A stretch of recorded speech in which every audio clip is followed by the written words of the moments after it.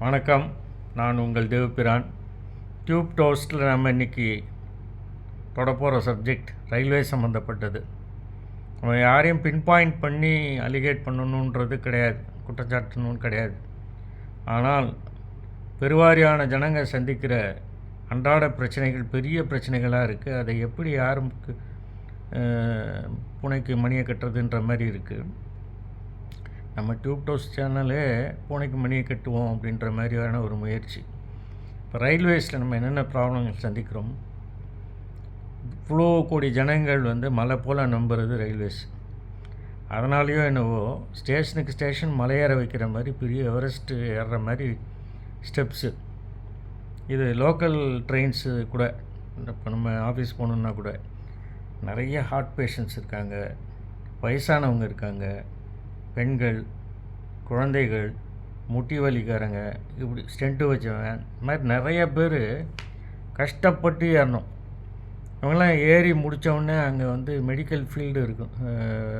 Doctors அந்த நெஞ்சிலேருந்து ஸ்டெண்ட்டு தொப்பைக்குள்ளே போச்சுன்னா அதை எடுத்து இங்கே வைக்கிறதுக்கு, முட்டி வலி பார்க்குறதுக்கு, இப்படி பல விஷயங்களுக்கு டாக்டர் டீம் இருக்கணும். இல்லைன்னா லிஃப்ட்டு இருக்கணும்.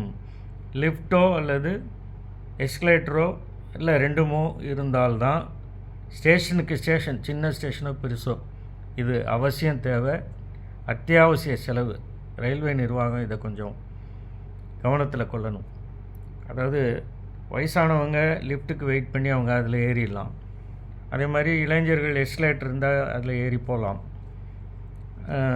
அப்படி இருந்தால் தான் நமக்கு ஏறி இறங்க அதுவும் படபடப்போட ட்ரெயின் பிடிக்க வரும்போது இது இருந்தால் தான் நமக்கு சரிப்பட்டு வரும்.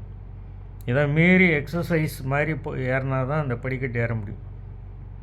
இது ஒன்று.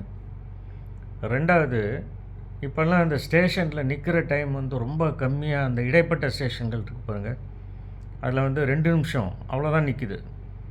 ஒரு 4 ஃபேமிலி, ஆளுக்கு 8 பெரிய பெட்டி அப்படின்னா ஒரு 40 பெட்டியோட ஒரு கூட்டமாக ஏறணும். இதெல்லாம் 2 நிமிஷத்துக்குள்ளே நடக்கணும். இங்கேருந்து ஒரு ட்ரெயின் குருவாயூர் வழியாக பாம்பே போகுதுன்னு வைங்களேன். இந்த இறங்கும்போது பாட்டியை கவனமாக பார்த்தா குழந்தை பாம்பேக்கு போயிடும், குழந்தைய கவனமாக பார்த்தா பாட்டி பாம்பேக்கு போயிடுவாங்க. இந்த மாதிரி ஒரு சுச்சுவேஷன் இருக்குது. பட் அதை மீறி சமாளித்து படபடப்பு ஜாஸ்தியாகிடுது. எப்படியோ இறங்கிடுறாங்க, அந்த மாதிரி ஓடிட்டுருக்கு. பட் ஒவ்வொரு தடவையும் அந்த இறங்கும்போதும் ஏறும்போதும் வேதனையை அனுபவித்து அப்போ புலம்பி தள்ளிட்டு விட்டுறோம். இதுக்கு ஏதாவது கொஞ்சம் கன்சிடரேஷன் கொடுக்கலாம். அதனால் ஒன்றும் குறைஞ்சி போயிடாது, கூட கொஞ்சம் நேரம் இது பண்ணலான்னு நிற்கலாம் அப்படின்ட்டு தோணுது. இது ஒரு பக்கம். இன்னொன்று, டிக்கெட் புக்கிங் எல்லா டீட்டெயில்ஸ், ஏஜ்லேருந்து எல்லாமே போடுறோம். அப்போ அதை ஒரு மாதிரி ப்ரோக்ராம் பண்ணலாம்.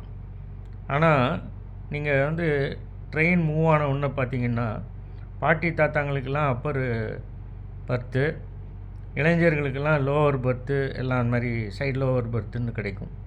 இவங்க கெஞ்சிக்கிட்டு இருப்பாங்க, அப்பா நீ கொஞ்சம் மேலே படுத்துக்கிறியா, நம்ம வயசானவங்க இப்படின்னு பார்த்தீங்கன்னா பாதி தூரம் இந்த செட்டில்மெண்ட்டுக்கே போயிட்டுருக்கும்.